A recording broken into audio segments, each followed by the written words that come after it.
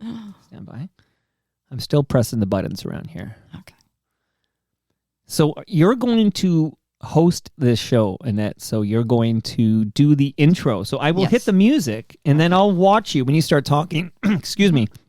I'm all choked up at this, the difference in this episode. I'm going to bring down the music, and you're going to do whatever. And you're like, it's like I'm just the guest. Okay. But I am pressing the buttons to record everything because I got to do that. Okay. So if you're ready, I'm just going to hit the theme. You ready? Yeah. What up, Mike? Toronto. VK on the beat. Check.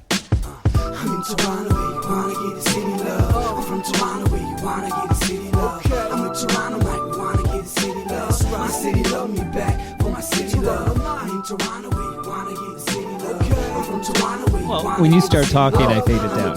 Okay. Hi. This is going to be a very different Toronto Mike today because he's not the host, he's the interviewee, and I, Annette Mangaard, will be interviewing him. So, welcome to episode 1869 of Toronto Mike, an award-winning podcast proudly brought to you by... Oh, it's 1868. Because Dan O'Toole stood me up yesterday. Oh, I'm so sorry. That's awful. Okay, but it is brought to you by Great Lakes Brewery, the best beer in the world. Ordered online at greatlakesbeer.com for free local home delivery in the GTA. And Palma Pasta, which is the best pasta I've ever had in my life. I got such an amazing lasagna when I was on here. Enjoy the taste of fresh, homemade Italian pasta and entrees from Palma Pasta in Mississauga and Oakville. You can visit them at palmapasta.com for more information. And also, Fusion Corp's own Nick Aines? Aines. Sorry. Aines. Nick Aines, host of Building Toronto's Skyline and Mick and Nick podcast. You ought to listen to. Mike and Nick. And I'm supposed to be hosting, sorry. You're doing a great job, by the way. Podcast you ought to listen to. RecycleMyElectronics.ca. Committing to our planet's future means properly recycling our electronics of the past. And Ridley Funeral Home. Pillars of the community since 1921. And today I'm going to be turning the microphone around and interviewing your regular host, Toronto Mike.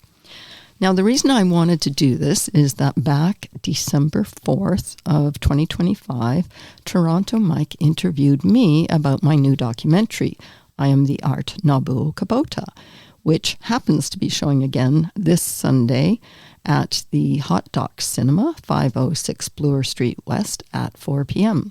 That's Sunday, March the 29th. Please come and see it. It's a very interesting film. But when Mike interviewed me back December 4th, it got me thinking about podcasts and why do people do them? And what if they replaced? And what do they mean? So I thought I would interview Mike to ask him all these questions because how else will I find out? So we're going to start with, how did you start being a podcaster? Oh, we're diving right into it. I thought you were going to warm me up with some small talk first, warm me up a little bit. I will tell you, I was at the Hot Docs Cinema there, the Ted Rogers there, for, what was it? Nash the Slash Rises Again. And they promoted things coming soon. And I saw I Am the Art Nobuo Kubota by Annette Mangaard promoted. Nice. And I said to my guest, well, I was his guest, I guess. I said to Rob Bruce, I said, she's an FOTM. What is an FOTM? And you're the host of this show. Friends of Toronto Mike. Yes. I knew that. Anyways, that's exciting. That's happening March 29th, and I'm excited for you. Yeah.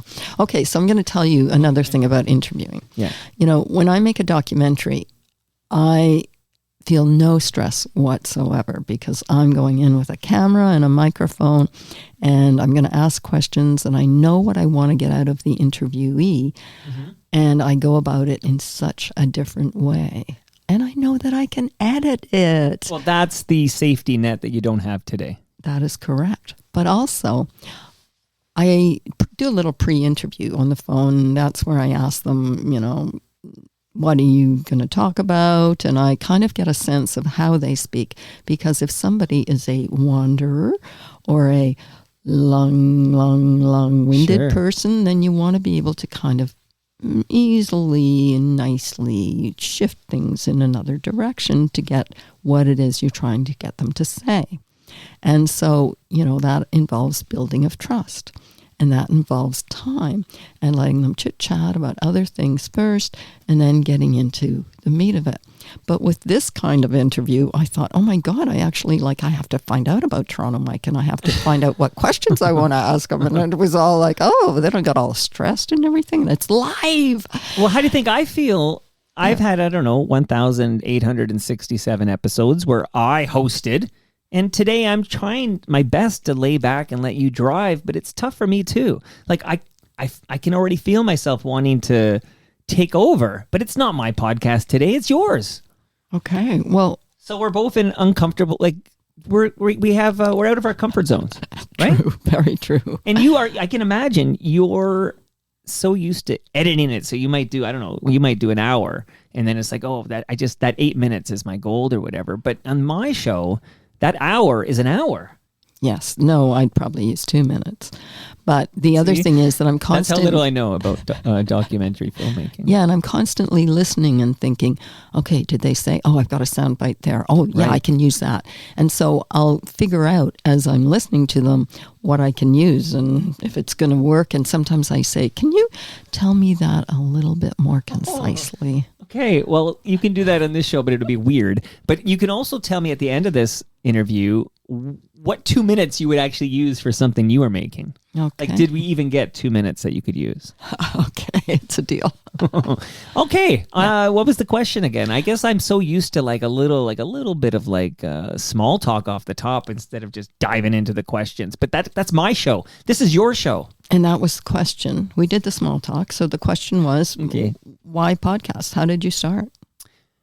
All right, so I also am sensitive to like repeating the story because all of this was put into episode 1000 of Toronto Mike, which is only 5 hours and 40 minutes, and you can listen to it on your drive home. But in a nutshell, I started a personal homepage at torontomike.com in the 90s. Do you remember the 90s? Oh yeah, I'm old. Remember the 90s. And then in 2002, it became a blog. Blogs had emerged as this cool new format, and I was a blogger. And then 10 years after I launched the blog at torontomike.com, I decided to launch Toronto Mike the podcast because I had helped Humble and Fred podcast in 2006, and we were doing the odd podcast here and there. And in 2011, we decided that we would record every day and make it like a full-time job for them. So that's what we did in October 2011, and I watched them do their thing for a bit, and I said, I could leave my comfort zone and do this. And I reached out to a guy named Andrew Stokely, and I got some audio gear, which we're using today. Well, some of the stuff I bought then, some have upgraded since then. And I decided to leave my comfort zone, talk into a microphone, and start a podcast. Wow.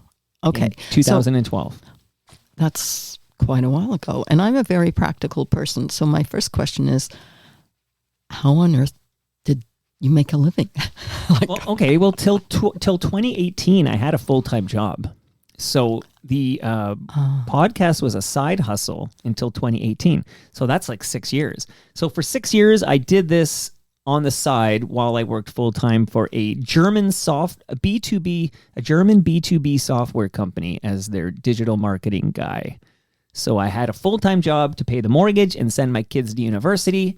And in 2018, that's the first time I actually made all of my income from TMDS, which I'm now pointing to the logo because TMDS is Toronto Mike Digital Services. And that is like the umbrella corporation. So Toronto Mike is under the TMDS umbrella, but I also produce shows for other people, including the aforementioned Humble and Fred. I dropped an episode for them this morning. Oh, wow. So, what happened with Humble and Fred? They were on the radio. They were so popular. Well, radio died. No, and I have bad news for you about radio.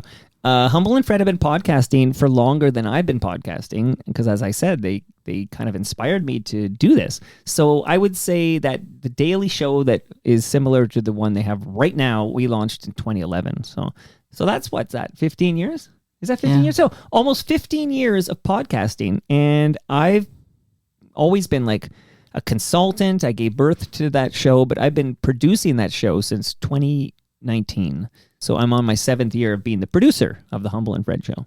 Cool. But they're still around. You just got to go to the podcaster app of choice, the podcast aggregator of choice. Maybe it's Apple, maybe it's Spotify. I use podcast. I can't even speak. Podcast Addict. There's many podcast aggregators. Pick the one you like and subscribe to Humble and Fred, but also subscribe to Toronto Mic'd so you can learn how to pronounce Ienes. I only say it at the beginning of every episode, Annette. How dare you? Ienes. All right. So, radio. Do you feel like radio is gone and podcasting has taken over, or what's... Well, it's not gone because they're still making money over there at like CHFI, for example. There's still big Toronto radio stations that, generate revenue. So it's still out there, obviously. But without a doubt, it's dying a slow death. And a big reason is the on-demand ease at which you can listen to either a podcast or stream music, like on Spotify or Apple or, YouTube Premium or whatever is your, whatever poison you picked. So it's just simply on demand everywhere you are. You can have a stream of audio. You don't need this archaic idea of like, oh, you're going to tune into a radio station. You can't skip ads, right? Which is a big thing. You can't fast forward. You can't pause. You can't rewind. It's happening. It's just simply a dated format. The only reason I think radio may continue is the real-time aspect where, like, if we have a disaster, I don't know, let's say there's a big Toronto flood or something. Heaven forbid, Annette. Let's say there's a natural disaster or something even worse. Okay, the Americans are invading. We're going to find no. Well, I don't wish for it, but we're going to find a radio and we're going to tune in. We might tune in CBC Radio 1 at 99.1, but who knows? Somebody might tune in 680 News. Who knows? We're going to tune in the radio to hear real-time news, what we should do, all of that. I think that's a moment when we're going to be glad we still have radios. By the way, do you have any radios? I do. I actually listen to CBC. So I do as well. I listen to CBC Radio 1 quite a bit. How many radios do you own, Annette? Or devices that... Yeah, like, I'm not talking about web streaming. I mean, actual tuner terrestrial radio. Okay, one.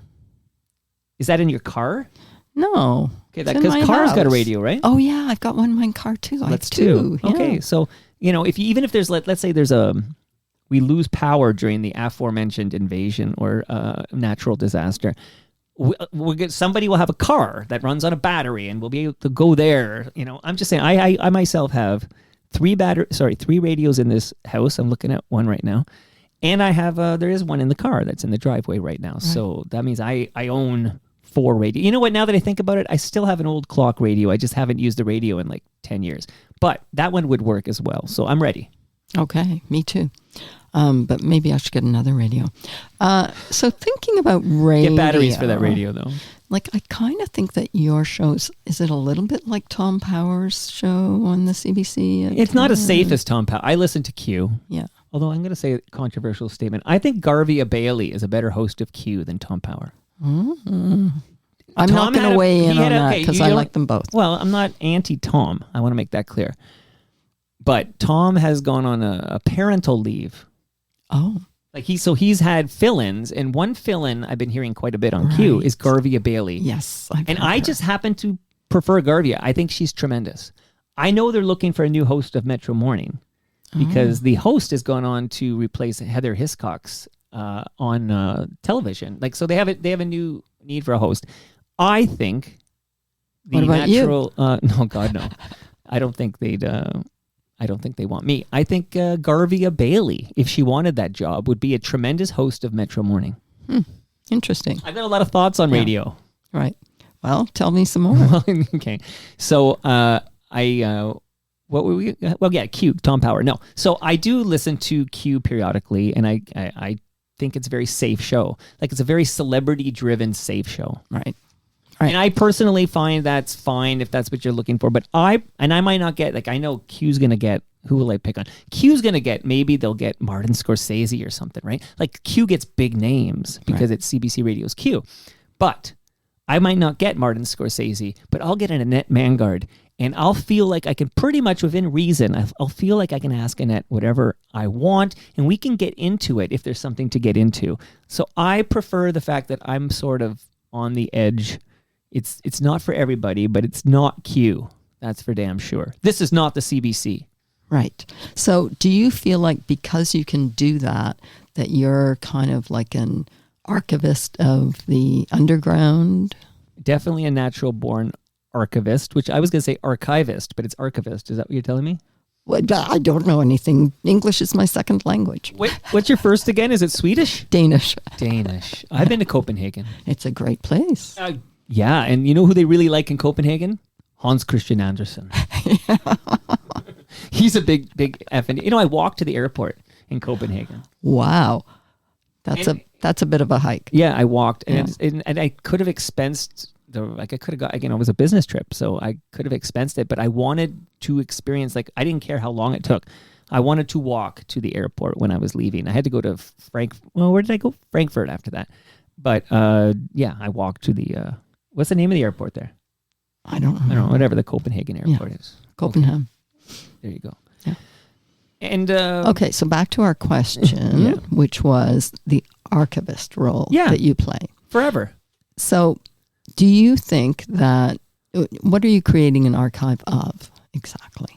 I'm trying to connect. I wish there was I don't think these exist actually, but those in movies and TV shows, you got like the pins and the threads on the pin, and then you got like photos, like you see it in The Wire, for example, and how all the pieces fit together or whatever. Like in my mind, there's this giant board, and I'm trying to connect these dots, and I'll have somebody on, and they'll drop a story about this, and then I'll say, oh, I have to pull on that thread. I wonder if that person would come on, and so on and so on. So as we approach episode 1900, I feel like it's just tip of the iceberg stuff, but I'm always pulling at these threads and trying to get these stories. Like, I want to create original content so we don't just recycle and rehash the same slop over and over again. Right. Okay, so then with an archive, usually it exists in some kind of a physical way. So how will your archive exist? Well, what do you mean by physical way? Because obviously my archive is it's bits and bytes.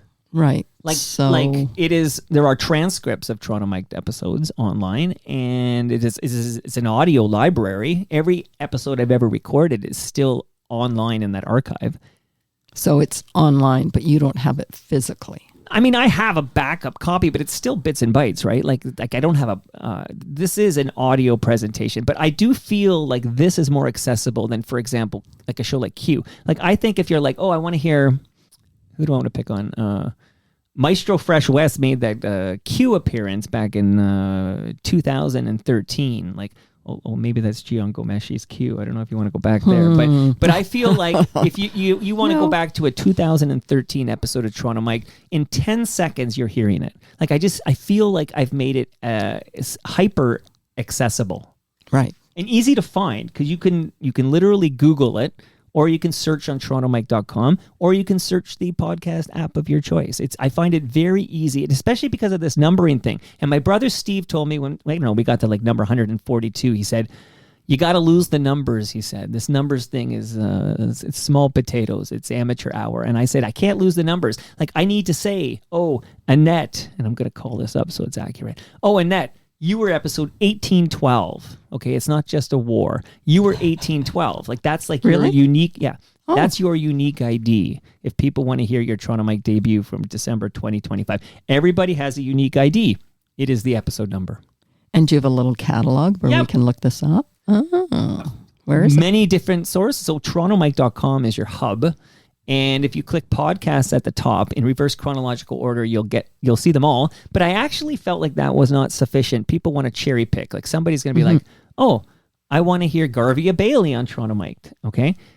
You can go to notable guests at the top of TorontoMike.com, and I have sorted them by like audio people, like radio people, television people, print people, politicians, so forth, miscellaneous for those that couldn't fit anywhere. Yeah, you can, athletes, Like I kind of organize it that way, and you can Right. just revert. You can see in alphabetical order, like, oh, let me listen to Donovan Bailey, or let me listen to, Ben Johnson when he was in the basement. Cool. Wow. You had him? 979. Wow. That's Ben. Donovan, touchy subject because Donovan always ran clean and Ben didn't. And Ben ran 979, but dirty, like many of these sprinters in that race. Right. I recall there was a lot of controversy. Yeah, they kind of threw him under the bus there, but he's a good guy. Yeah. Okay, so the other thing I was thinking about was the way that I learned about music, because I know you interview a lot of music people, and you know I booked 2 lot. today. Oh, wow. Amazing. Okay, so I used to watch Much Music. Me too. And Erica M. lived across the street. Oh, yeah. Erica M., the second woman VJ in Much Music history. Amazing. Much Music, though, was fantastic, right? We could just tune in and we could see something and we could hear something, and it was always very exciting. Do you feel like you've replaced that in some way? Has it been replaced? Well, it's not now that was fully curated for you. Like the difference is, and that was like what radio was for us before the internet, is that it used to be somebody or organization or a person or people, a committee, they would curate this content for you. It's like, these are the videos we're going to play for you today. And we're going to talk about on the radio. It's all automated now. It's all like, what are they called? The groups that you want to what are they called when you have a bunch of people in a room and you play a song and they have to rate the song, and then what's that called? Focus groups. Right. Focus groups. Okay, right. So there's so much focus group stuff going on that it's like there's an algorithm at play, and it's like, these are the songs that we feel are the least likely to be skipped, and it's basically an algorithm saying these are the songs we're going to serve up. So it used to be curated by people. Now it's curated by the bots, if you will, based on these focus groups, et cetera, and the metrics and the analytics. Whereas nowadays people are like, oh, I like Norwegian death metal, and then they can go and get Norwegian death metal from their streamer of choice. And videos would be just similar. It would be on YouTube, I guess, would be the place you'd go, and you could curate the content you listen to yourself. Like this is my playlist. So as opposed to, this is 680 CFTR's playlist that we're going to play, and now you can do it yourself. And there's pros and cons to both. Right, but so now you're a curator. I'm, yes, of course, because the content in this feed, except for this episode, the content in this feed is absolutely, I'm the judge, jury, executioner. I'm the boss around here, Annette. Right. So this started out as, I think, a kind of alternative or rebel kind of media, but now has it become mainstream? Well, I mean, I haven't become mainstream, I don't think. I don't think I approach this show any differently now than I did 10 years ago. Like, for example, I feel like if this thing became corporatized or somehow became mainstream, that I would have to look at the analytics and say, okay, look at this. When I have these guests on, you get this many listeners. And, look at Annette Mangaard. She's underperforming. That's it for her. You know what I mean? Like, I 100% don't want to be that show who says, I just had my barber on because he's leaving the province after 39 years living in South Etobicoke, and we did an exit interview as he says goodbye. Okay. I listened. So tell me now, if I were mainstream, would I have my barber on the show for 90 minutes? Probably not. No, no chance. So I wanted to talk to Andy the barber as he leaves the province. By the way, he had a documentary filmmaker with him shooting footage. I heard. This guy Andrew, who's got like bona fides. I asked him what shows he's worked on, like real deal stuff. So go figure. But I had a camera on him, and he had a guy in here filming us. So yeah, cool. But that's a good example. Andy the barber won't deliver the numbers that they won't deliver the numbers that a famous person will get. Like if I'm trying to think of a big radio person who comes on, but if Aaron Davis comes on, Aaron Davis gets a lot more listeners than Andy the barber. And I'm telling you, Annette, and there's no bullshit here, I don't care.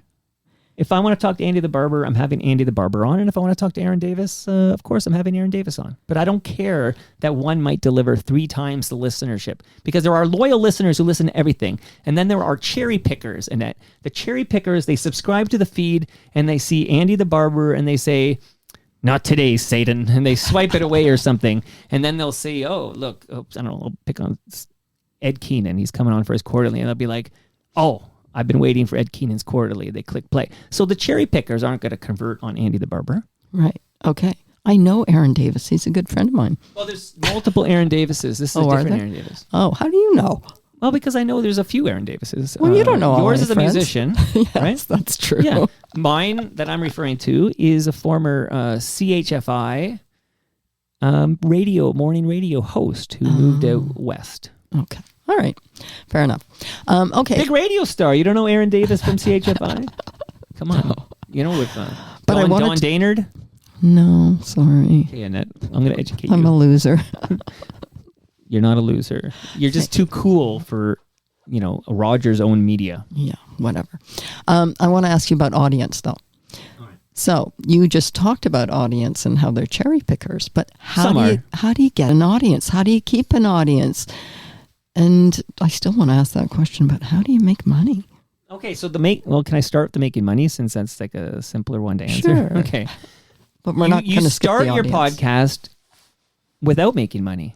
So if you listen to the first, 100 episodes, there's 0 sponsorship. So basically, it costs me my time and my effort and my passion, and 0 money comes. I had to buy some mics, and I had to buy a board I'm looking at, and I had to buy cables, etc., headphones, but I didn't make any money. You basically just focus on the content. You tried to build a show. I did it very organically, right? So it would be word of mouth starts with just blog readers who are checking it out, and then if it's any good, people like to tell their friends about this neat new podcast they discovered, this independent Toronto thing, and then over time, after about 100 and something episodes, what happened to me was I got a cold email, unsolicited email from Great Lakes Brewery, and we're over 10 years ago now. And I wasn't even thinking at that point. I still hadn't thought about monetizing it. Like, I was focused on the product, and it was a passion of mine. And the brewery is like, "We love your show, and you keep referencing South Etobicoke landmarks, and we think you're in our backyard, basically." And they said, "Would you come over for a meeting?" So I biked over, and I had a meeting. And they said, "Hey, we'd like to give you money every month, and we'd like to give you beer every month. And the deal is every guest who comes over gets some of our fresh craft beer." And this was proposed to me by Great Lakes. And my initial guttural response, and I don't know if I've even ever said this in public, my initial guttural response was like, I was like George Carlin, and I'm like, I'm not going to sell out. Like, I don't want to take even though it was a fiercely independent local brewery, craft brewery, I still didn't really I wasn't sure I wanted to go that route. So my initial guttural response was like, "Take your money and stick it up your butt," or something like that, like I'm a punker or something. And then I thought on it, and then I decided, let's try this and see where it goes. And basically one thing led to another. Was that the Fix? One thing leads to another. Fix has 2 X's in it, by the way. But then what happened was, you have a sponsor, you start giving out the beer, Ron McLean loves his beer, things go on. And then other people hear that, and they're like, "Hey, would you give out this?" And I got a couple of inbound sponsor requests, and I said, okay. And next thing you know, you got 6 to 8 sponsors. Wow. But it's very organic. Like, I'm actually, right now, I think I've had runs where I've had, many sponsors. Right now I have this like core group. I haven't had time to, hustle and close any new sponsorship, but I'll tell the listenership right now, there are sponsorship opportunities available. I'm sorry I've been so busy lately. But yeah, so now I just got to say this now. Even though you're interviewing me, I still have in my freezer upstairs a Palma pasta lasagna for you, Annette, because I heard you say you love it so much. Oh, wow. Thank you. Delivered today, actually. Thank you. I brought you a little gift as well. What is it? It's my sponsorship gift to you. It's 2 of my funny little muffins. Oh, so what is this? Loaded with cannabis? What's going on here? No, I wish. No, they're full of nuts, and they're very healthy. They look very odd, though. I love it. That sounds great to me. I'm going to consume those right after the recording. Well, you'll have to see if you like them. Well, I think I'll like them. Okay. So back to audience. So How did you then keep building the audience? As you progress and you gain a reputation, this happened many years ago now. It's funny talking about this as I approach 1,900 episodes. I almost feel like we're talking about the olden days. But at some point, you do get a reputation where people have a good experience on your show. I should also disclose that back then there weren't, 2 million podcasts. There were podcasts, of course, but I launched in 2012. I'm not sure I could launch the show and have success with it in 2026. Like, I'm glad I don't have to find out. Like, I got in there at 2012 and I built from there. But there was a very, natural progression, authentic. I had to get better as a host. And I'm not even sure I'm good now, but I tried to get better. You get a reputation for being fair with your guests and they have a good time. So then more interesting people will come over. I just talked to Colin Cripps from Blue Rodeo yesterday and he wants to come over and kick out the jams with me. So we're going to do that. And Tom Wilson from Junk House, he's going to come back. I was just chatting with the guys from Lowest of the Low and they want to come back in the next few weeks. So these are all musicians I legit love. And it's pretty rad that they want to come over and chat it up with Toronto Mike. So you just focus on being fair, being a curious cat, archive that history, and then build. Okay, and how do you know how far your reach is? Do you do analytics, or how do you see? Where's the furthest person who listens to? Oh, that kind of thing. Well, then, they're expats primarily. It's a very Toronto-focused show. But there are Torontonians who are in Japan right now who are listening because they want to, a little remember home, or maybe they're partly homesick, or maybe they just want to know what's going on at home. So I would say, I don't think there's a lot of, native Japanese people tuning into Toronto Mike, but there are expats all over this damn world, and they tune in. So you'll get your New Zealand listeners. Typically, if you drill in a bit, you find out, they at least for some part of their life, they either worked or lived or both in the city of Toronto or the GTA or at least Canada. Right. Cool. And the reach is far. So how many listeners do you think you have now?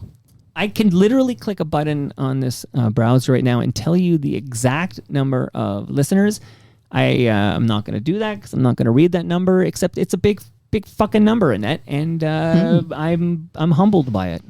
That's amazing. I feel sometimes I built my own radio station and I have 100% control over the content. So little things I can do. I can do episodes this is 1868, although you're interviewing me.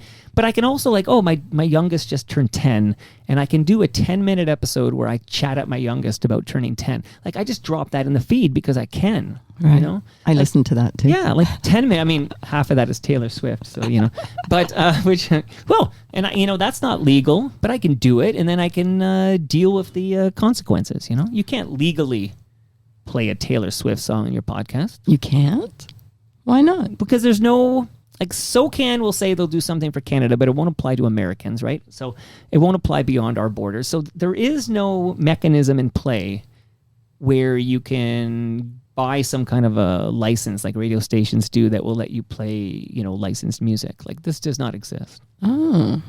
So whenever you hear music on a podcast, it's a couple. One thing is, some of them, usually if it's corporatized, some will just have a black and white rule, you don't play unlicensed music, and then you won't hear Taylor Swift. Some have decided, I think they're playing games of themselves, Ongoing History of New Music and some other podcasts. They've decided, well, we'll just play 15 seconds of it, some fair use thing, but that doesn't exist either. They're just tricking themselves. And then I do what I do, which is I'll play the music and I'll suffer the consequences, which hopefully, if I'm lucky, it's typically just booted from YouTube. They're first to boot me. And sometimes Spotify removes an episode because of that, but I've been pretty lucky otherwise. And there's lots of different ways to get to a Toronto Mic'd episode. So I think I'm breaking the eggs so my clients can enjoy the omelet, Right, cool. Okay, so you mentioned that you have a lot of fans, but you weren't going to tell me how many. Oh, I didn't say they were fans. They're just listeners. Okay, listeners. Okay, so I've been hearing that you're going to do something at the Alma Combo. So how did you hear that? Did I post that on social media? I think you did. All right. Well, you're bringing up something this episode is a weird one because it's different than all the rest.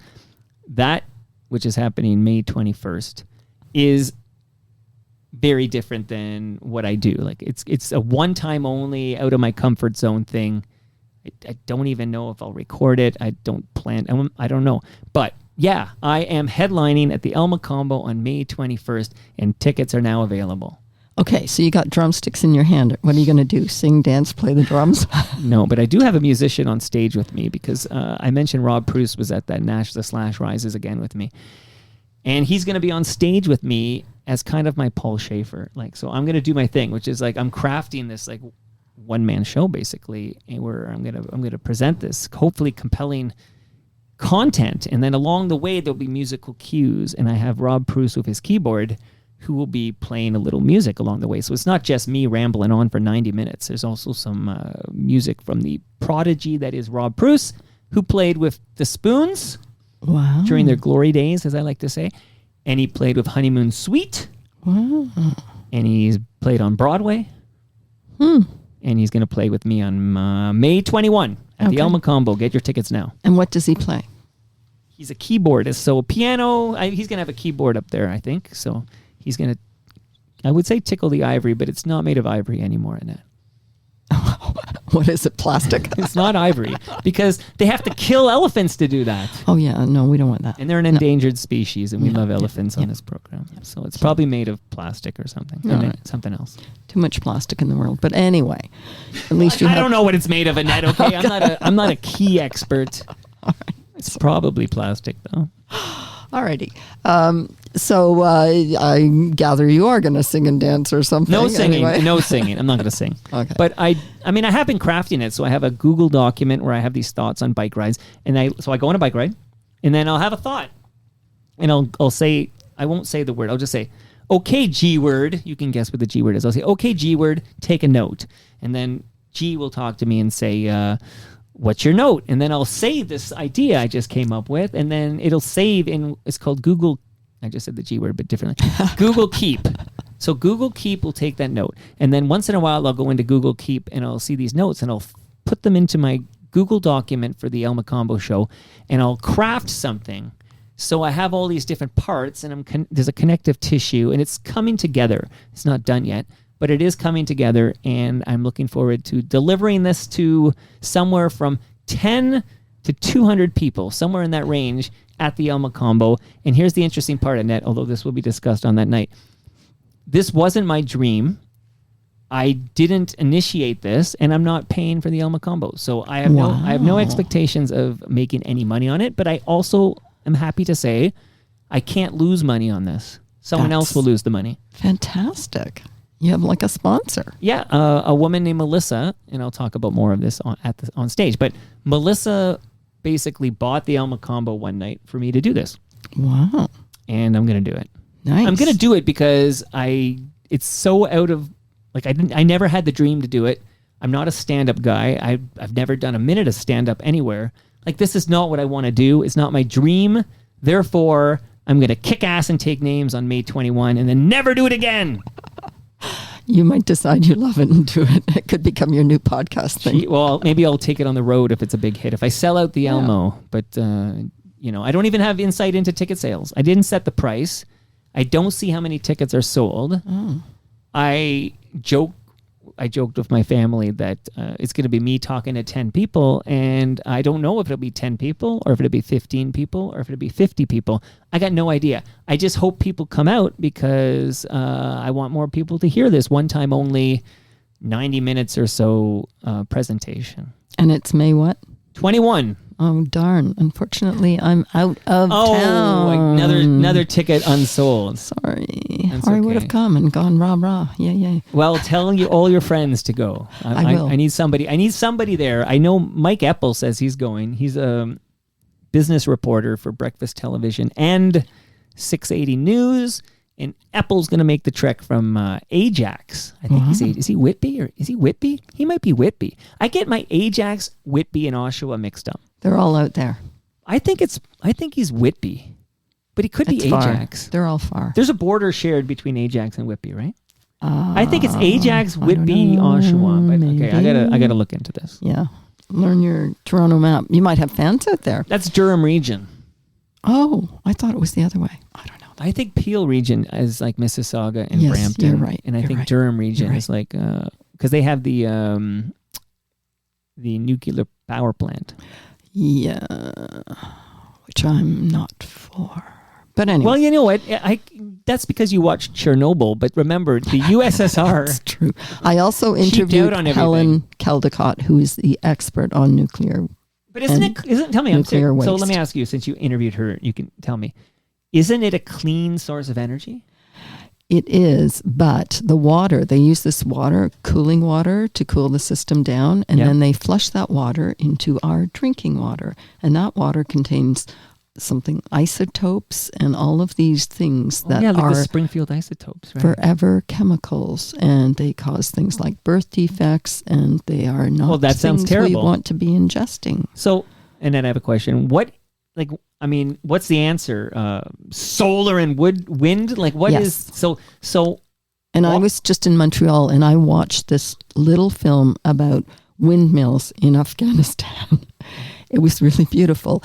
And so they had these ancient windmills, which were made out of small pieces of wood that just turned with the wind, and it went down. There was like a what would you call that? A pole that the windmill turned. When it was turning, the pole went down through their adobe roof into a place where they had a mill, and they were grinding wheat and other flours from purely wind power, and they got all of their energy from wind power. Now, I'm Danish, there's a lot of wind power in Denmark, and it powers most of the system. They also have, they're using waste, like they're using their waste to basically burn it and get rid of it, and then that heats everybody's floors so that they don't need much heat in their houses because their floors, the heat rises, as you mentioned earlier. I produce a show, although it's been on hiatus for about a year now, so I don't know if I can still say I produce it, but no one else is producing it. It's just on hiatus. But for Diane Sachs, who was the last Environment Commissioner, was the title, Environmental Commissioner for Ontario, and then Doug Ford got rid of the position because who needs somebody telling you all the things you're doing wrong and you should be doing? So, and then now she's a city councillor, of course. Yeah. But I learned so much about renewable energy sources from this podcast, which was called Green Economy Heroes. I learned so much, and I don't understand why aren't we going a whole hog in this direction? You're asking me? I ride my bike everywhere. I wish we were. I did not ride my bike here, but... I noticed. Ask me where I'm going tonight. I'm telling you how to interview me. Okay, let me tell you this. So tonight at 7 o'clock, I'll be at a place called Handlebar in Kensington Market. I know it.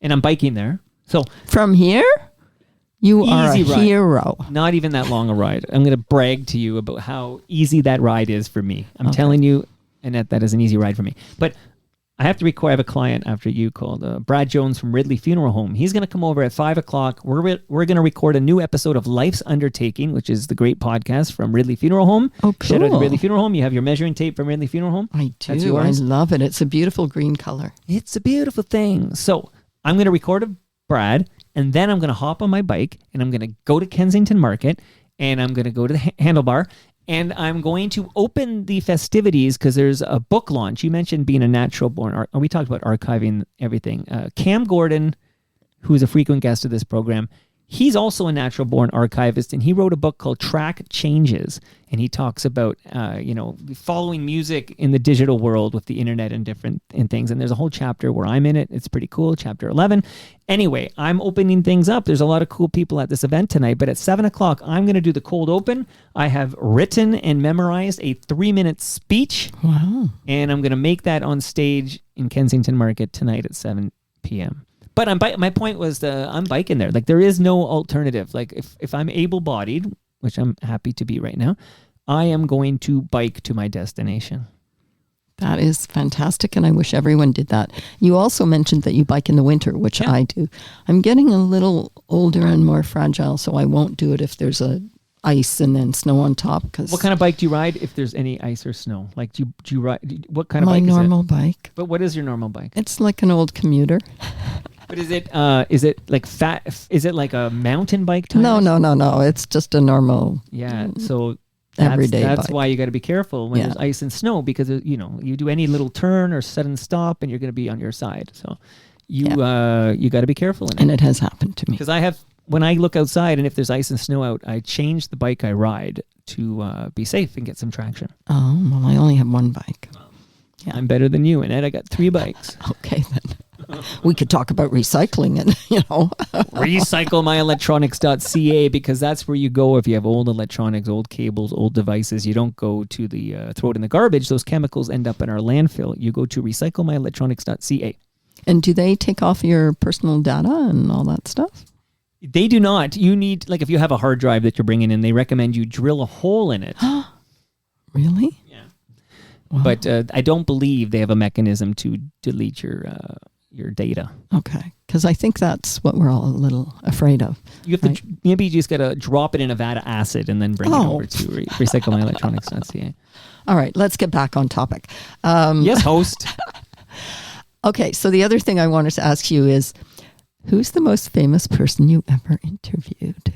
I've thought about this. So I wonder, and I don't know if this is the answer, but I wonder if it's Snow. Because Snow had a number 1 Billboard. Snow is a musician. Oh, okay? Not Michael Snow, the artist. Not Michael Snow, the artist. No. Although I do like his work too, because he did those the audience outside the Dome. That's right. And of course the geese. The geese in the Eaton Center. He's done a bunch of cool shit. Yeah.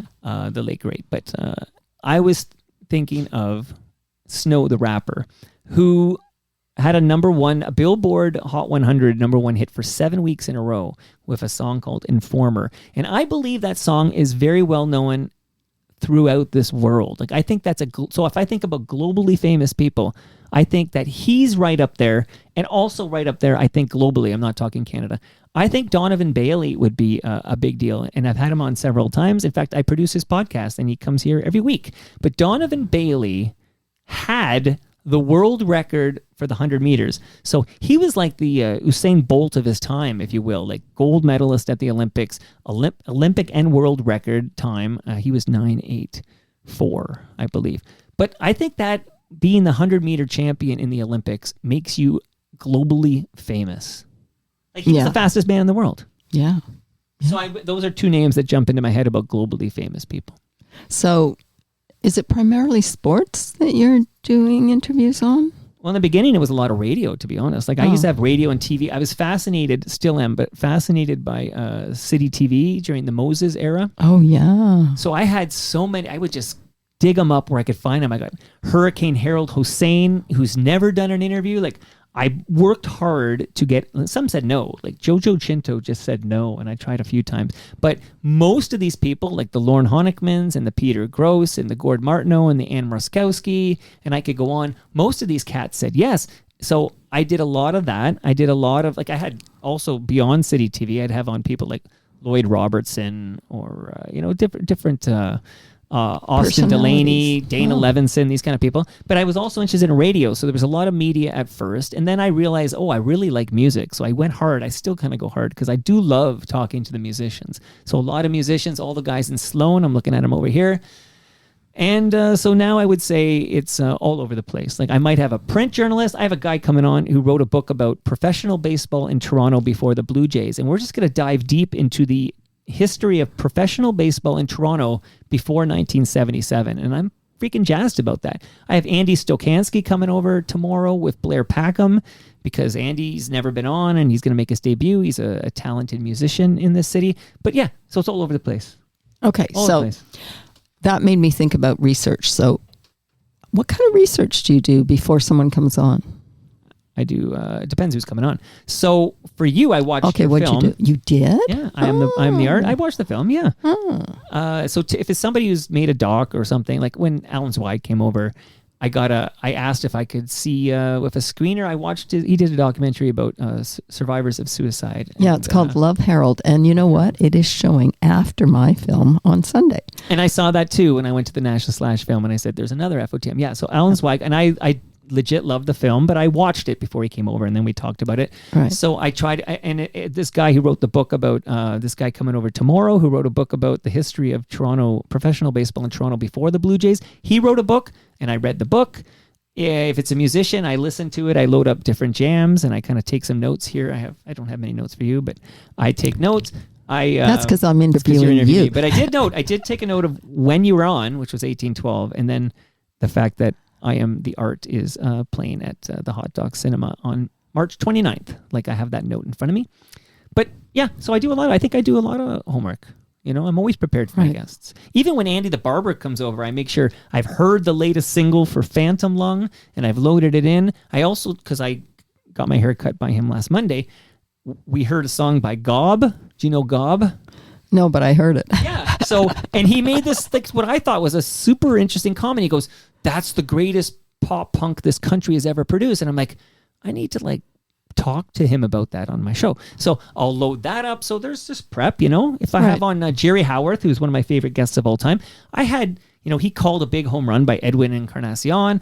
I had, you know, he stepped aside from the mic so that Tom Cheek could call the final out of the 1992 World Series against the Atlanta Braves. So like, I'll have that clip loaded up. So I do my homework, Annette. Always have, always will. Great. And have you ever had a disaster? I almost had a disaster with the talented musician Molly Johnson. What? Do you know Molly? I do. Molly just put out a cover of a Tragically Hip song. It was actually played at my wedding, called Long Time Running, that she did with Jim Cuddy from Blue Rodeo. Right. I just listened to it. Okay.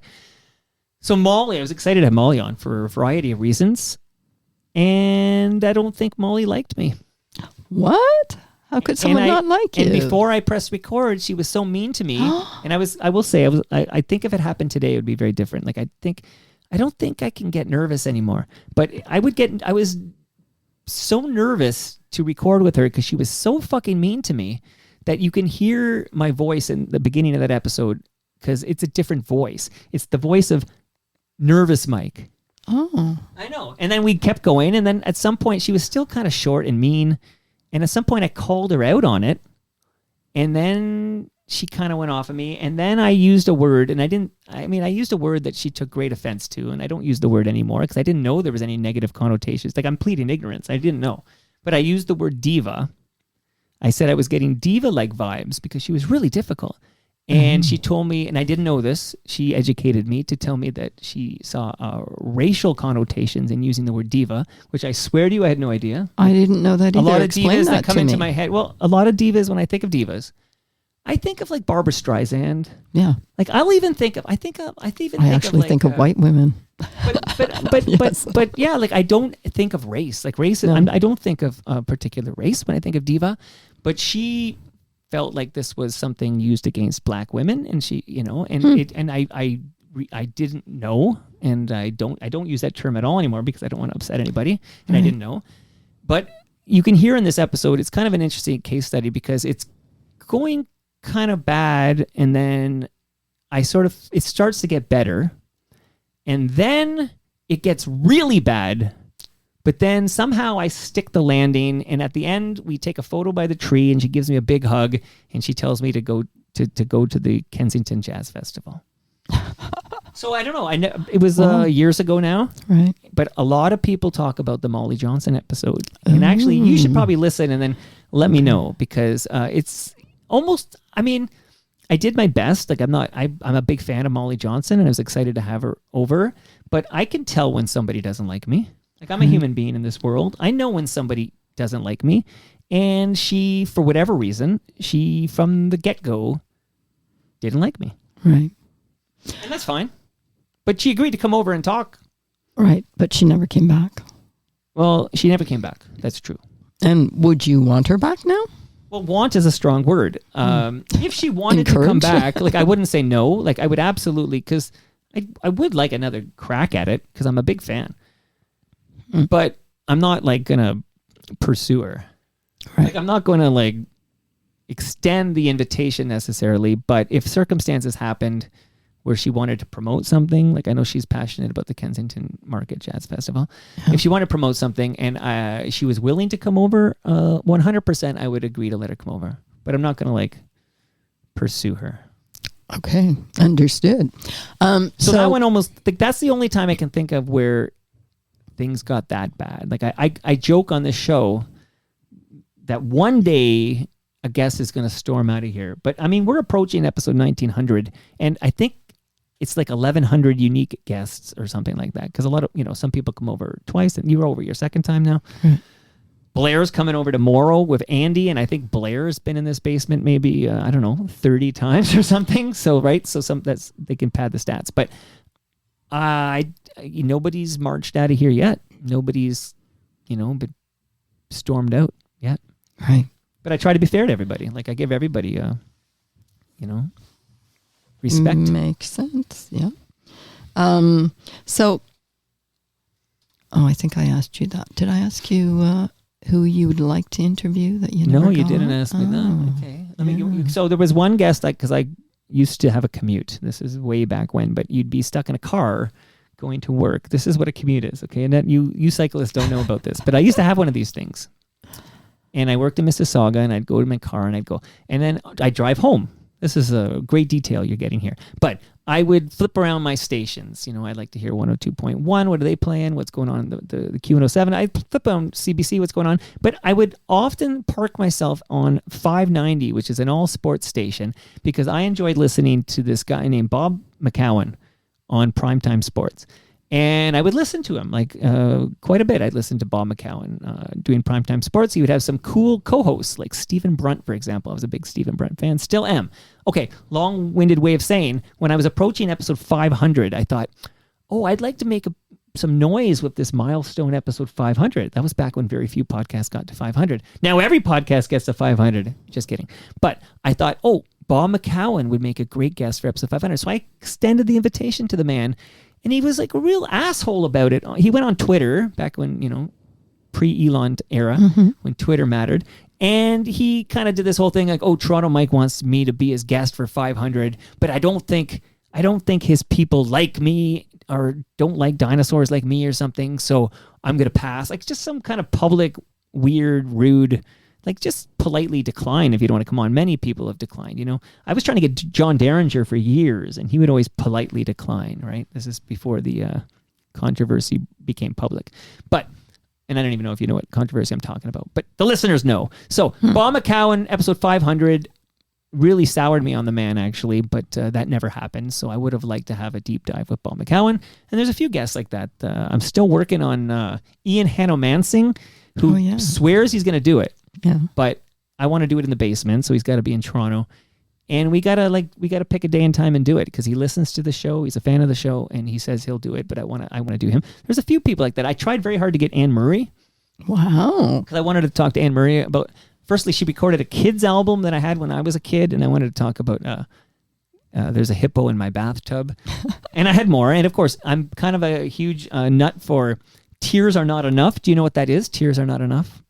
No. This is the charity single from 1985. Yeah. And I'm trying to, as many people who are involved in that, I'm trying to get on Toronto Mike and get their stories. I'm discovering along the way, some people that you'll read about on Wikipedia or elsewhere that were there were not actually there. The guy from the Arrows, what's his name? McTaggart. He's listed on Wikipedia as being at the recording of Tears Are Not Enough. I got him on the show. I asked him what that was like, and he explained nobody invited him to the recording. And, so part of cleaning up all these mistruths that keep getting repeated and amplified out there is to actually talk to the subject matters and get the straight goods. But yeah, so I wanted to talk to Anne Murray because she's a big part of Tears Are Not Enough. Right. Anyway, her people said she's not doing press. And I remember that reply came from her people. And then I saw very shortly thereafter, she absolutely did something, but it might have been something like Q. I feel like these people say I'm not doing press, but if Q calls or a big CBC show calls, suddenly they'll do a little press. Right. Well, maybe you need to become a mobile unit. Maybe you need to go to them. Why do that? Like Chuck D. Oh, that's a famous person who was on. And because he wasn't in the basement, I didn't think of him, okay? Chuck D from Public Enemy. I fucking love that band, and I've been a huge Chuck D fan since the first time I heard It Takes a Nation of Millions to Hold Us Back. And he agreed to do a Toronto Mic'd episode, but he wasn't going to come to my South Etobicoke basement, but he was going to be playing the exhibition, the grounds there, right. The stadium. The band shell. The band shell. Oh, yeah. And he said, yeah, if you want to interview me backstage. So I biked. I had a trailer, still do. I packed up my studio, put it in the trailer, biked to the exhibition grounds, somehow got somebody in security to take me backstage at the band shell, and I set up my studio in there, and Chuck D sat down with me, and it was amazing. So, and Jim Cuddy, I mentioned him earlier. I wanted Jim Cuddy on so bad, I agreed to do the same thing. I biked my gear to the Woodshed, which is in Riverdale, and I did it in the Woodshed, and that was amazing. Barney Bentall was at the CBC building doing something or other there, and was at the Glen Gold Glen Gold Theater, whatever. And I did the same thing backstage. I recorded with Barney Bentall. So that is to tell you, for certain people that I really want to talk to, if they'll sit down with me in Toronto or the GTA, but they won't visit the basement for whatever reason, I will do my best to come to you. Amazing. That's happened many times. Wow. There you go. Well, good thing to know. Good day, sunshine. Yes. Okay. So what do you think the future of broadcasting or podcasting is? I hope it's not like AI. I'll just throw it out there. My favorite part of podcasting is that it's an authentic human being that's having these conversations and generating this content. Like, I am concerned that we're going to get an influx of like AI generated podcasts, and I think that would suck. Well, how could they do that? I think it's happening now. Like, I think, you know how now, I don't know if you're seeing this, but on YouTube, for example, there's like AI slop is kind of served up to you now. Yes. Yeah. So the same thing, like I've heard examples of it, but it'll be like a guy and a gal will be shooting the breeze about whatever, but it's all AI generated. Like, these are not two human beings having the conversation. Like, I just hope it's human beings, and I hope it's not overly produced. I feel like some podcasts are overly produced, like they're a mainstream media radio or television program. And what I like about podcasts, and that's why I refuse to edit my shows, is I like the fact that the humanity, like the errors, the mistakes, the what I'm doing right now, for example, can live, like can survive. Like, you're a fly on the wall. Well, Annette and Mike have a chat about this, that, and the other. Right. Like, I like that authenticity. Like, that's what I crave. Also, I personally crave a Toronto-centric show where that, you'll talk about Kensington Market, for example, right? Mm-hmm. Or the Woodshed in Riverdale. Like, so much American stuff is forced down, our throats in Canadian, in the podcasting like world, that I feel like it's important we maintain our voice. Like, this show is unabashedly Toronto-centric because the guy who's talking authentically lives in Toronto and bikes Toronto, and he's going to be in Kensington Market today to make a 3-minute speech. Okay. At the handlebar. At the handlebar. And no ticket required, I believe. You can just show up. Right. Is it open mic or something? Like, what's... No, there's I don't have, as a digital thing, there's a panel. I know Alan Cross and a bunch of interesting people are a part of this. So I open it up like a cold open Toronto mic. Right. Because I'm all over chapter 11 of this book, Track Changes. Well, I got a copy here, Track Changes. And I open it up, and then I think I introduce the author, Cam Gordon, and then there's these panel discussions for an hour about this, that, and the other, and then we're going to take a big photo together, and then I'm going to bike home. Cool. I bet you have a lot of lights on your bike. One on the front, one on the back. Is that a lot? I don't know. I have like 6. Okay, I have one on the front, one on the back. But most of this ride to Kensington Market, most of it is the waterfront trail. Right. There are, as you know, there are no cars allowed. Right. And I'm biking in traffic all the time. And I have to go lots of different places. Right. And that's why I really, really have grown to appreciate that bluer bike lane. And if they fuck with it, Annette, I know. Don't fuck with my bluer bike lane. I know. I rely on that bike lane. I travel it all the time. Yeah. Yep. Me too. Yeah. So what would you ask yourself if you were doing this interview? Do you ever shut up? I don't see you as being verbose. I don't know. I've never considered what I would ask myself. I feel like I'm at a point now where if I had anything I want to ask myself, I would just do like a monologue on Toronto Mike. Like, I do weave in that. Part of the deal is that each episode, typically an episode focuses on a guest, but there is a thread of like whatever's going on in the world at the time. There was a lot of talk about when Trump wouldn't shut up about 51st state rhetoric, like that came into the show. So there, depending what's going on in the world, it definitely appears in the show. Like, so there is a time sensitive. It's not all, it's evergreen, but there's time sensitive elements poured in. So that's why I think that this core listenership that listens to every episode, they get that. And then, along the way, new lexicon will appear, and then that will get repeated and repeated until it becomes a part. Like, there is a language in the TMU, the Toronto Mike universe, that it's funny, this 3-minute speech I'm going to say tonight, I did it for my daughter. My daughter lives in Montreal, and she phoned me up. And I said, hey, can I do a 3-minute speech for you just so I can see if I have it memorized? And then I did it. But in this speech, I referred to the TMU. And my daughter says, you can't refer to the TMU, she said, because you're not talking on your show. You're talking to the I don't know what term she used, but it's like the Great Unwashed or whatever. And I'm like, I had that moment of like, well, she's definitely right, but I don't think I care. Like, I probably won't say TMU tonight because I can hear my daughter telling me to just say listeners instead of TMU, because TMU means Toronto Mike Universe.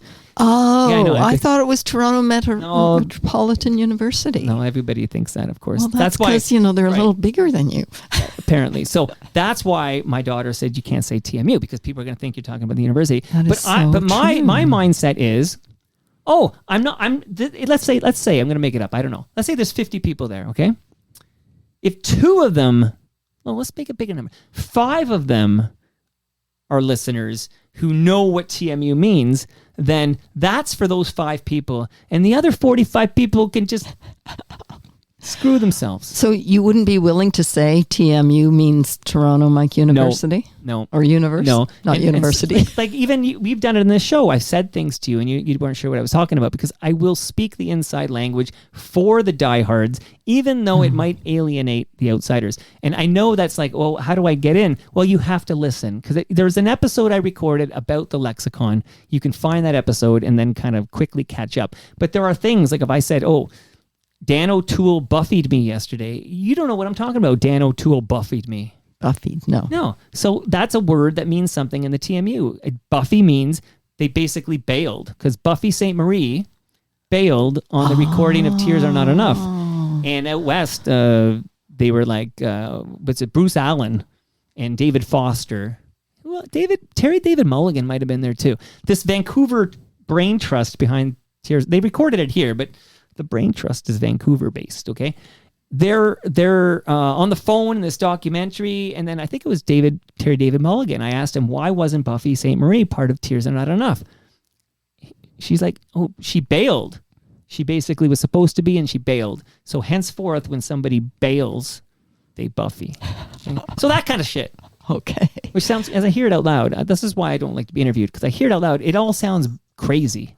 Okay, so if somebody cancels, what do you do? I mean, this is live.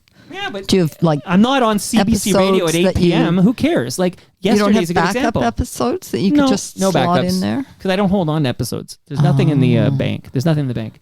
So once in a while, I do have a Zoom I did with somebody that I haven't dropped, and it's going to drop soon. And sometimes I have that, like almost never. This country singer named Megan Patrick, I had that, but it's very rare. I listened to that one too. She was one that wasn't, like, she was somewhere else. She was, she was in Nashville, but she was canned, and I think I dropped her like 2 or 3 days later. But I don't have any I can tell you, I don't have any in the bank right now. So when Dan O'Toole cancels, it just means no show that day. Oh, what about going on vacation? I mean, I don't do a lot of big vacations, but I'm entitled if I wanted to disappear for a week. I do have a trip planned to Montreal to my daughter's convocation from McGill, and it's in my calendar for late May after my El Macombo gig, the week after, I think. So there's a few days I'll be in Montreal, and I won't record those days. That's what the nice thing about podcasts are. You can drop things in the feed, or you can not drop things in the feed. It's not like a radio show where it's got to be on every day or whatever. I'm not going to drop a rerun. There are podcasters who will drop old episodes. So I could drop the episode 1812 with Annette Mangaard. I could drop it today. Well, not today because I'm recording for you, but I could drop it tomorrow. Like, this is from the vault or something, the archives, which I don't understand at all, because it is in the archives. Like, to me, it's like, right. I don't understand. It's like, you're padding your numbers, right. Or, that's not how podcasting works. What I do, Annette, now I'm interviewing myself. What I do, I just said do. Do the Clown was a guest of Toronto Mike, by the way. Do the Clown. Billy Madison, he was in, by the way. So, also, I think he's related to Stu Stone. That's important for the TMU. Okay. But what I do is when an FOTM dies, because it's happened several times, when an FOTM passes away, I will typically record a little context intro and then share a good portion of my conversation with that person. I do that. Like a little obituary. Yeah, like, this person died, but here's like 90 minutes of Toronto Mike and this person talking about their life and career. And it hits differently when the person's no longer with us. Like Miles Goodwin from April Wine, for example. He passed away. I was able to say, years ago now. Miles Goodwin died, and I can drop in the feed. Here's my chat with Miles on this day, and then you hear Miles talk about, April Wine playing the high schools and getting. I saw them when I was a teenager. They were big high school. They were big on that. Yeah, Max Webster was doing that. Yeah. Rush was doing that in the very beginning too. Oh, I don't remember them, but I remember the other ones. There's somebody I want on Toronto Mike, Geddy Lee. Oh yeah, and have you asked him? I've asked his lawyer. Oh, I don't know how to get to Geddy. But I know his lawyer, David Quinton Steinberg, and I get sort of a maybe one day kind of vibe there, but nothing's happened yet. So, well, you know what I did when I was young and I was trying to get somebody was I would find out where they're going to be, like at some awards thing or something, and then I'd crash it, and then I'd make a beeline for them and wait until just that second when no one was talking to them and go blah blah blah blah blah blah blah blah. And invariably, I'd get them. See, I know Geddy Lee I know he's going to be at the Juno Awards in Hamilton this Sunday. Oh, and you're not going? I'm not going. Oh. Well, I don't have a ticket. Like, they're not going to give me a ticket. Yeah, but you got to figure out. Okay, so you need to just hang out at the door. I got to drive. Maybe I'll bike to Hamilton. Ride your bike. And I'll hang out outside. But they're going to, what they're going to do with Geddy Lee? They're going to somehow get him in through the back door or something like that. He's Geddy Lee, for goodness sake. And also, I think this is going to be a top secret thing. It's not publicized anywhere, I noticed. I think Rush playing the Junos it's either an invention of a fever dream I had, or I've seen the future. I don't know which one it is, but I feel like it's a certainty that Rush will play these Junos on Sunday, but this is nowhere in the public realm. And I've been talking about it for months. Right. So, if it happens, I want full credit for breaking this story. And if it doesn't happen, I'll see if I can help you. Okay. Spread the word. I know all kinds of people. Well, get me Geddy Lee. I'll try. Get me somebody, Annette. Oh, well, who's your second choice? I have to think on it for a bit. There's a lot of people I want to talk to. Okay. But, I know lots of people you could talk to. I can make suggestions. Yeah, but I'm keen to scratch itches from my own personal history. I'd run them by you first. There are many members of the Tragically Hip I've yet to have over. I've had only Paul Langlois is the only member who's actually visited the basement, and he was fantastic. But I would like to talk to the Hip guys. Okay. Chantal Kreviazek. Oh, yeah, I like her. Well, she's been over, and she was great. But she promised to bring her husband over, so I would still like to make that happen. Rain Maida from Our Lady Peace. Nice. So I would like to get Rain in the basement here. So don't give me too long a list. Then start with those and let me know how it goes. I'm going to keep in touch. Okay. I don't know. How's our time? I have no idea. This is your show. Been talking. This is your show. Oh, I can tell you the time because I'm looking at it. 1 hour, 12 minutes, and 40 seconds. So really, Annette, this is your show. Have we thanked all the sponsors? Well, let's do it again. Well, we did. We talked about delicious fresh craft beer from Great Lakes Brewery, the first sponsor of Toronto Mike. And the fabulous pasta from Palma Pasta. Yeah, so you say pasta. Yeah. Is that the way I'm supposed to say it? Because you're asking me again, and I don't know English. I say pasta. Pasta. But you say pasta, and I know a lot of Canadians say pasta. I say tomato, you say tomato. No one says tomato. I never understood that song. Who do you know who's ever said tomato? British people. Okay, well, maybe the Brits. Here I hear pasta and pasta. I've always heard pasta because Mother's Pizza had a commercial with Dennis Weaver. Yeah. And he always said pizza pasta made perfect. And I would hear it, and I loved Mother's Pizza as a kid. Mother's Pizza, I don't think they're around anymore. Good memories of that place. But Palma's Kitchen is around. Well, Palma's Kitchen's around, and I'm going to be live there in either late November or early December. You, Annette, should come to a TMLX event one day. What's that?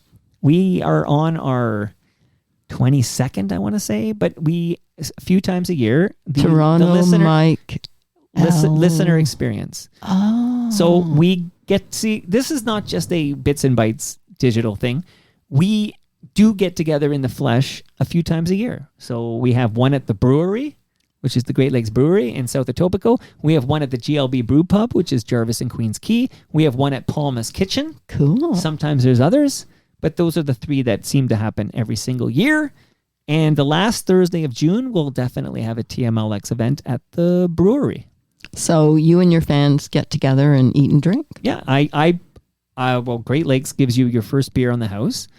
I get Palma pasta to feed everybody. Wow. And we hang. Well, the Palma's Kitchen, I do a live recording, so that's a bit different.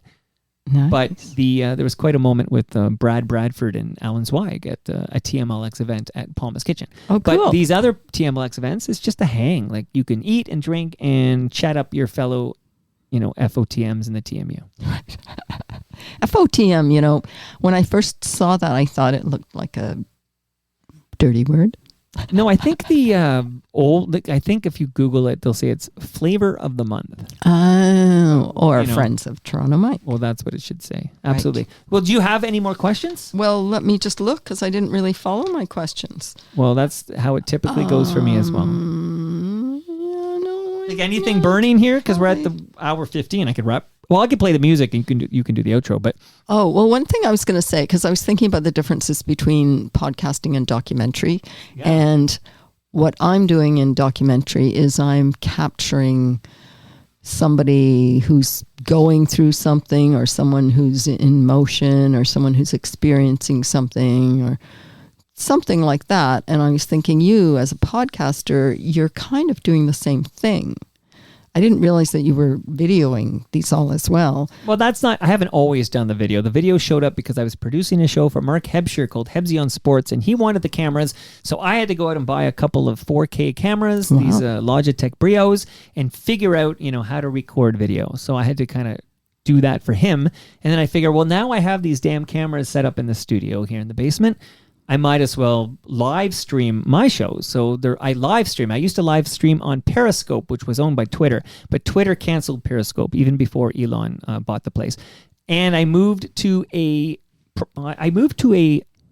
page where I would not be policed by bots who would be pissed off I played Taylor Swift. So I moved to live.torontomike.com because I can do whatever I want there. And we're live streaming there right now.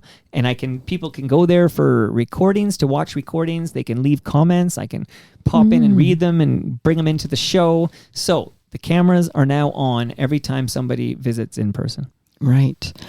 So are there any comments? Has anyone said, who is that interviewer?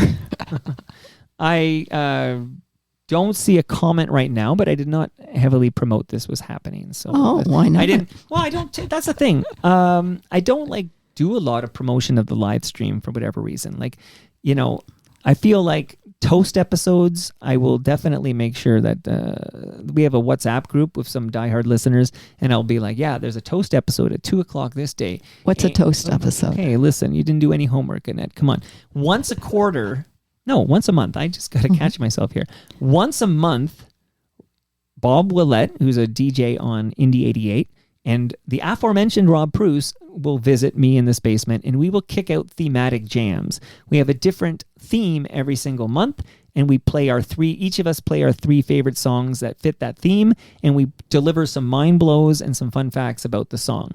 So last month, Rob Bruce picked novelty jams. I think the month before, Bob Willett picked metal jams, and I have decided I want to kick out my favorite needle drops. That is the song that plays during that moment in that movie you love, and you love that song in that scene from that movie. So, we'll play the song and talk about the scene it's from, and that is called Needle Drops, and we're kicking that out in April. Cool. Yeah. Wow. Once a month we do Toast. It used to be Pandemic Friday, which is actually going to tie into my 3-minute speech I'm making tonight at Handlebar, but we did 76 weeks in a row. Not months, weeks. So 76 weeks in a row, we did Pandemic Fridays during the pandemic. We started in March 2020, and then after the pandemic, I brought it back as Toast, which is a monthly version of what we call the Pandemic Fridays. Cool. Very cool. Well, is there anything else you'd like to say, Toronto Mike? Just that I enjoyed chatting with you, Annette, and this was your idea. You pitched this to me, and I said, let's fuck shit up. I think I was thinking to myself, and I'm glad we did something here. I forgot I also have to press the song. But I'm glad that we could remind people that I Am the Art, Nobuo Kubota. That is going to be at the Hot Dog Cinema, Ted Rogers Cinema, whatever they name that now. Now, I think you need to say a little bit about the film. That it's about this That's guy who makes sound art, which is based on him learning Japanese as a 5-year-old when he was interned in BC. And he doesn't actually speak Japanese. And that's a good chance for me to say that we talk in great depths about him. We play some of his music. Or sounds, I should say, and we talk about a multimedia artist, Nobuo Kubota, in episode 1812 of Toronto Mic'd. Right. And there's lots more of you there. That's true. And you're a groovy chick, and you interviewed me, and this is a very different episode of Toronto Mic'd, and I hope it was okay for you. Did you like being interviewed? I didn't mind. Like, you asked me about the podcast, so it was kind of like, I live and breathe it anyway, so I'm happy to talk about this anytime. Well, it was really interesting for me since I knew so little about podcasting. You should make a documentary about the TMU. Well, for an audience, we'll talk about that. An audience, come to the Elmo and film me, and then. Yeah, but I'm out of town. Oh yeah, that's right. Well, I'm going on tour. I'm going on tour with my film. I'm going across Canada. Where will you be on May 21st? I'd have to look at the calendar, but I think it's Thunder Bay. Okay, that's a long way away. Okay. Yeah. And then I'm heading across to Winnipeg and Regina and... Okay, good for you. That's cool. All the way to Gabriola and Salt Spring Islands. Cool. Yeah. Cool. So thank you. And before we go, I'm going to say that this brings us to the end of the 1868th show of Toronto Mic. Go to torontomic.com for all your Toronto Mic needs, and much love to those who make this all possible. Great Lakes Brewery, Palma Pasta, Nick Ines, and recyclemyelectronics.ca and Ridley Funeral Home. See y'all next week. Well, I won't, but Mike will. See you tomorrow. Oh, tomorrow. I'm going to record twice tomorrow, but the second one of Andy and Blair, I'm going to drop it on Friday morning. Okay, so, tomorrow's my birthday. Happy birthday. How old are you going to be? Am I allowed to ask? Well, I'm going to be 70. That's a mind blow. I know. That's a mind blow and a fun fact. How do you feel turning 70? I feel fantastic. There's no aches and pains? No. That's good. That's everything, I think. Yeah. That's good. Yeah, so far. No aches and pains. Fingers crossed. Okay, love to hear it, Annette. I guess this is your extra and I'm talking over it, but thanks for interviewing me. Congrats again on the great film. I hope people come out and see it. And are you going to be in Kensington Market tonight for my 3-minute speech? I'm sorry I'm not, because I've got somebody coming for dinner, someone from out of town. Okay, on that note, don't forget your lasagna. It's in my freezer. Okay. Maybe we could have that. Thanks, everybody. Thank you.